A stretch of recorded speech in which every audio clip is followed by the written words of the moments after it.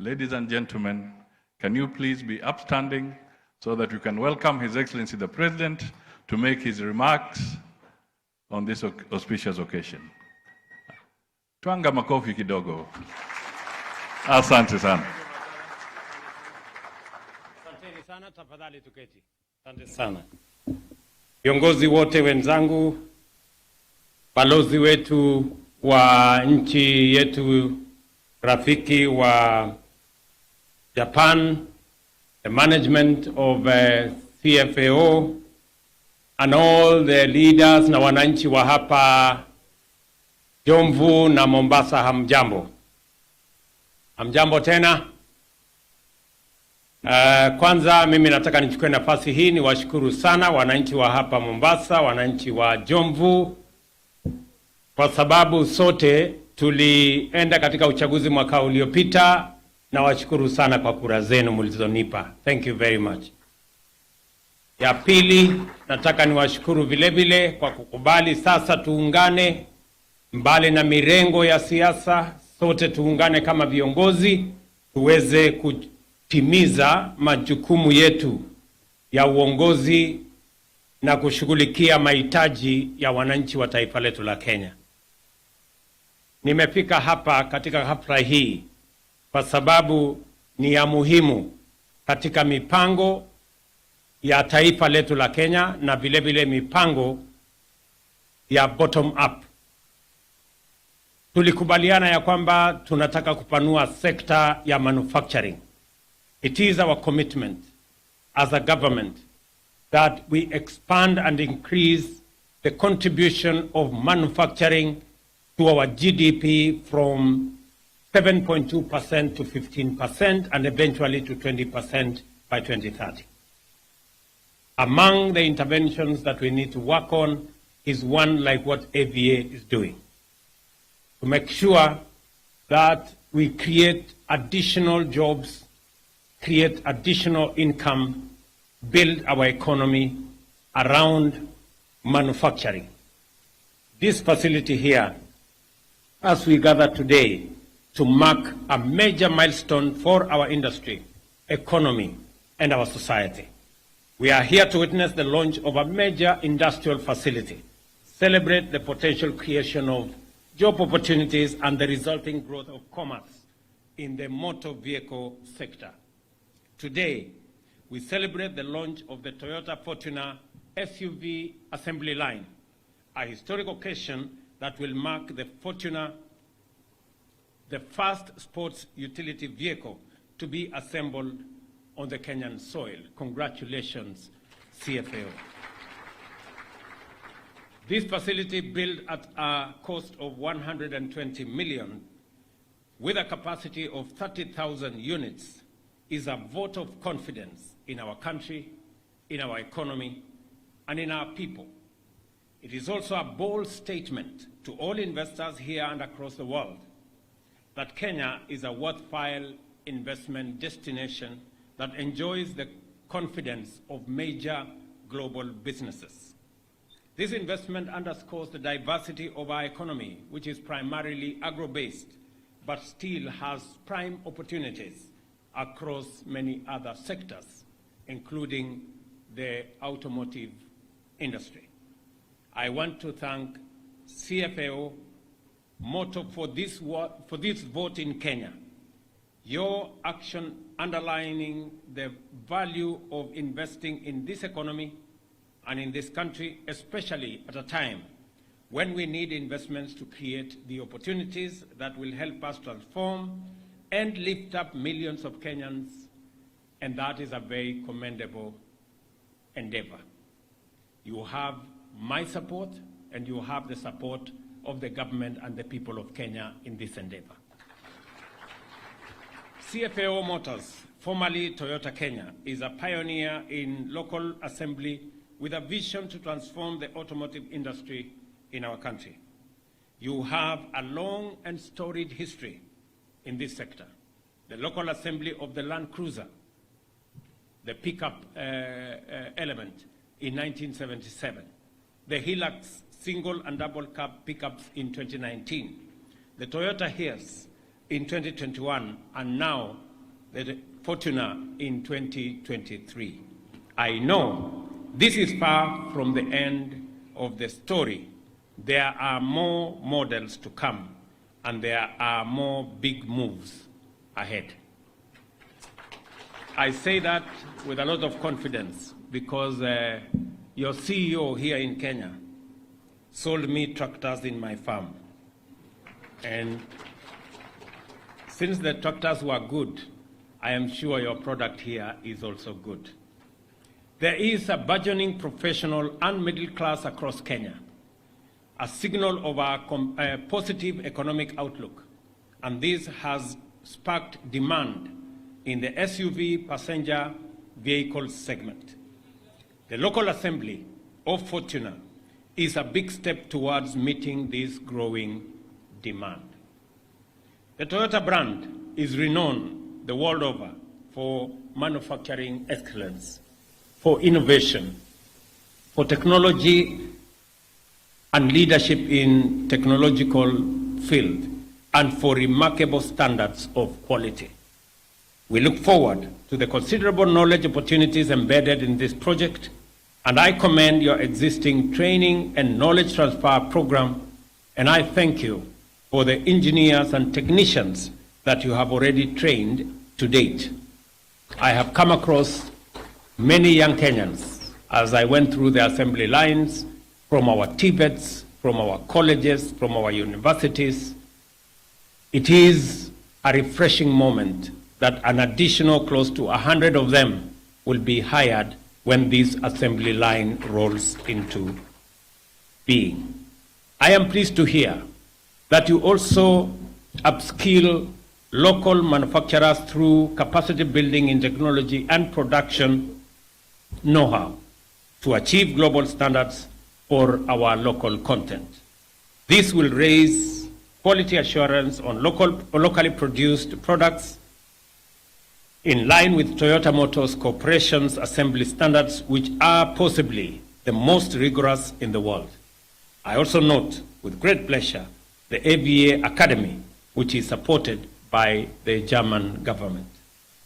Automotive manufacturing and assembly in Kenya is a sector with immense potential. It creates vertical linkages and backward integration with numerous players in Kenya's industrial ecosystem, including MSMEs, creating massive opportunities in the process. I was pleasantly informed that you are looking at increasing the components that will bring local content from 20% to 30%. It is our belief that as we engage in this sector, more and more capacity is going to be built so that we can increase the level of manufacture. Those in level 1 should move to level 2, those in level 2 should move to level 3, and eventually we want to manufacture these vehicles from scratch here in Kenya. Let me give you some good news. We are in the process of engaging to acquire 5,400 motor vehicles for our security agencies.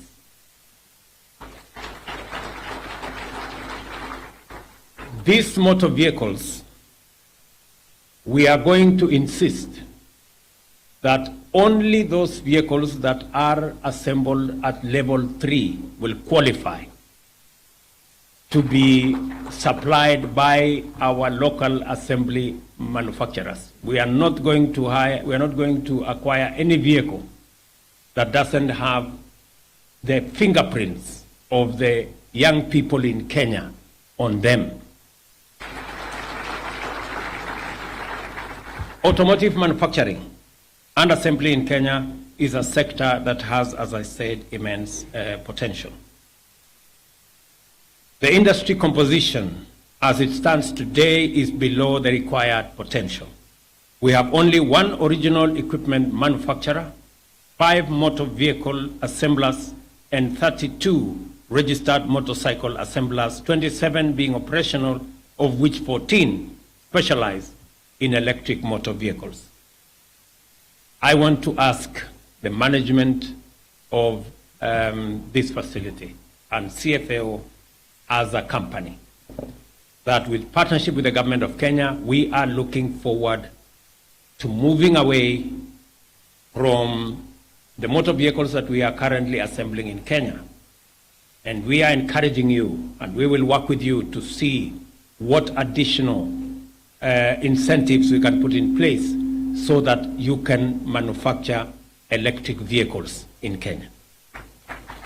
We think there is great opportunity, there is tremendous potential for us to manufacture e-vehicles, e-buses, and the whole array.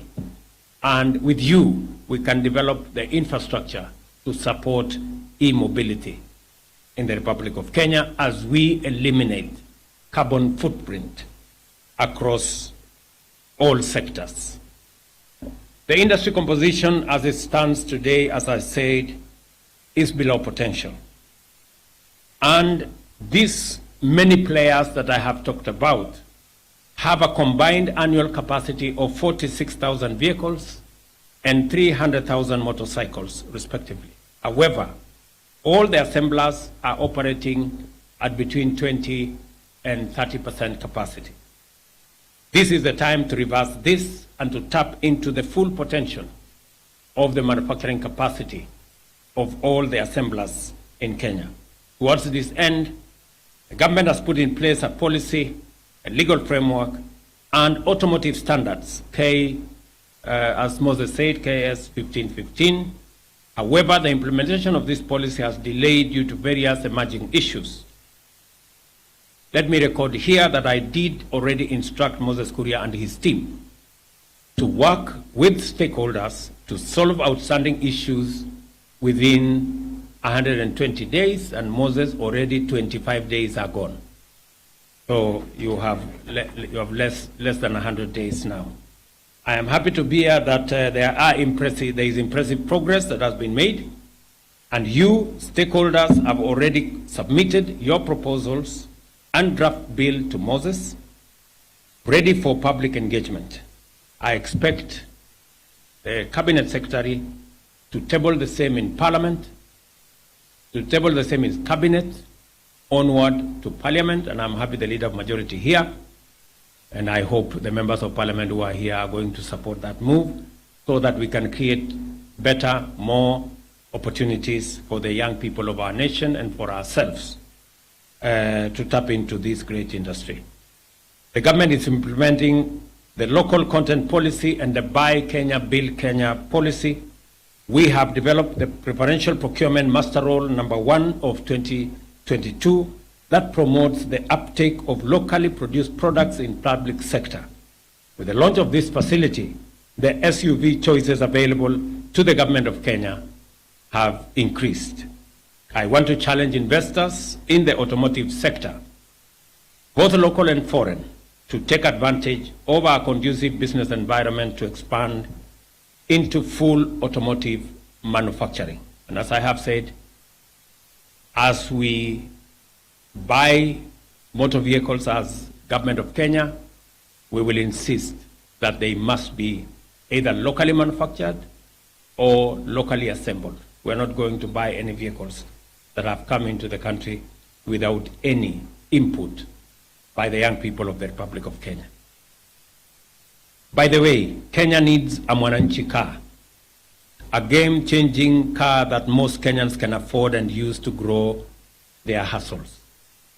You can explore this joint venture and create synergies and support each other to make this happen. I invite all of you to invest in Tier 1 component manufacturing and eventually set up a fully integrated and manufacturing plant in Kenya for the Mwananchi car.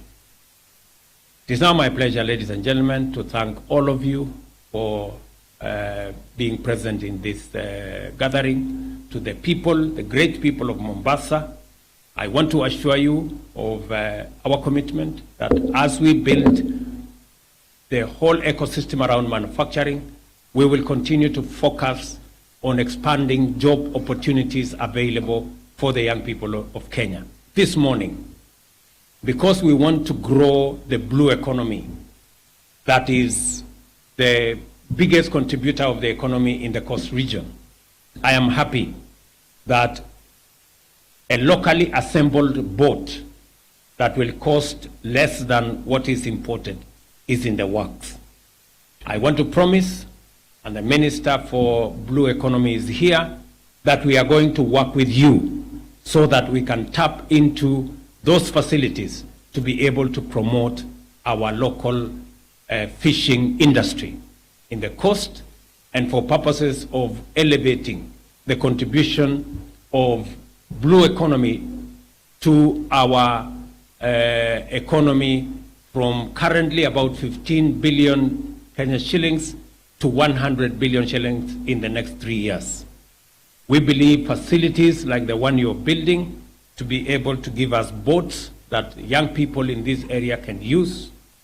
This morning, I did give out a check of 150 million shillings for the young people of Mombasa County, for them to expand their capacity, to buy additional fishing gear, to engage in training, both as coxswains and also as fishermen, so that we can unlock the big, huge potential that exists in the blue economy in the Mombasa County and in the coast in general. I also have given an undertaking along the same line that we have committed to complete the Liwatoni fish processing facility. We have committed 650 million shillings. I have instructed for the release of the first 300 million shillings in the next 1 month, because we want to unlock the potential, as I have said, of the blue economy, use the ocean resources to be able to create more jobs, drive the economy of this county, and also provide food security for the people of Kenya. Let me also say that as we engage in that, the other infrastructure that is required, including here in Likoni, where we were building a fish market that has stalled. I want to assure you that we will unlock that, and we want to complete the that fish market in the next 3 months. I also want to promise the people of Mombasa, here in Kidongo, that we are going to put 100 million shillings there to build a fish landing facility complete with cold rooms, so that we can provide opportunities for the young people of this county and for the people of Mombasa to tap into the blue economy ecosystem, to create jobs and be able to enhance our food security. Together, we're going to move ahead. I am very confident. I have listened to the governor of Mombasa. I have listened to the members of parliament in this region. And I think we are all agreed that in our political equation, as a democracy, as a people who believe in constitutionalism and the rule of law, there cannot be space for violence in our political equation. We must, as a people, as a country, that it is not going to be business as usual. It is not going to be part of going forward as a nation, that we can engage in politics that destroys property, that causes loss of life, that destroys public infrastructure, that is not going to be the way.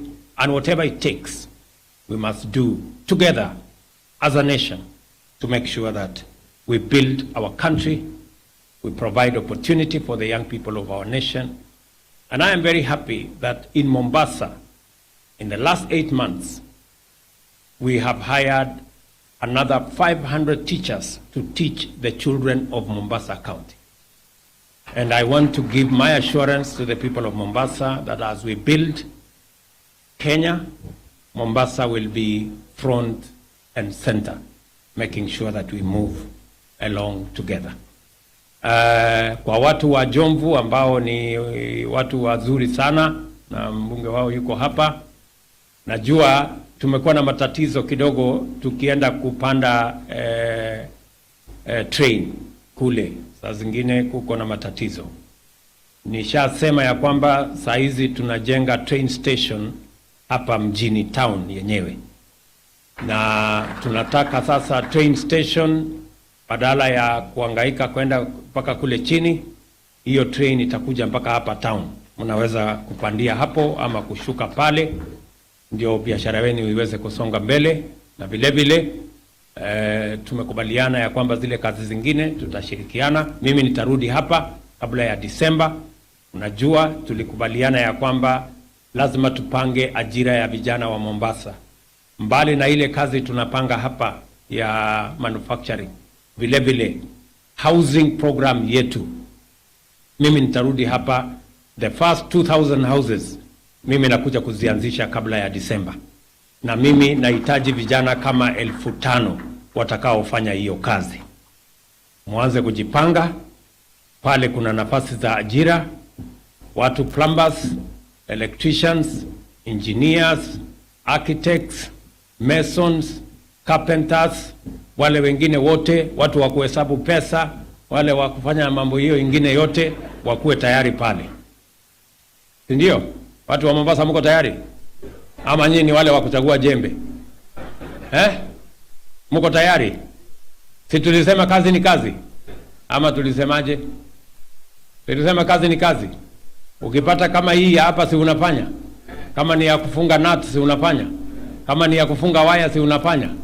Kama ni ile ya electrician, si mnafanya? Ama ni aje? Mombasa tuko pamoja. So nitarudi hapa kwa shughuli hiyo, na pia tumekubaliana ya kwamba kila ward, na mimi najua MCAs wako hapa, kila ward tutaweka ICT hub, kwa sababu pale tunataka kutengeneza kazi ya mtandao. Tunataka mtu wa Jomvu akiwa ward yake anaweza kufanya kazi Marekani akiwa pale, na anaweza kulipwa na dola akiwa hapa Jomvu, lakini anafanya kampuni yenye iko Marekani. That is what we want to do, and that is why we are deploying 100,000 extra kilometers of fiber optic, so that we can leverage on technology, we can leverage on the e-space to create additional job opportunities for the young people of our nation. Mimi nataka niwaeleze wa Kenya, tutashirikiana pamoja, na nitarudi hapa tena kwa shughuli ya watu wa Mombasa. Bado tuko na kazi ingine kule ya shipping line ndio tunataka kwenda kufanya, lakini nitarudi hapa tena. Na wapenda sana, na watakia baraka ya Mungu. Congratulations good people for this great facility, and as I have said, Ambassador, you have our goodwill, you have our support. Thank you very much for the support we have received from our brothers and sisters from Japan in the development of the port of Mombasa. We are truly, truly grateful. We are looking forward, God willing, shortly to come and discuss the gate, the Mombasa gate. Is it called the Mombasa Gateway Bridge? We are looking forward to having a conversation, because it is a good piece of infrastructure that we want to be part of the signature of Mombasa City. Asante sana na mbarikiwe kila siku. Thank you. Your Excellency, sir, with your permission,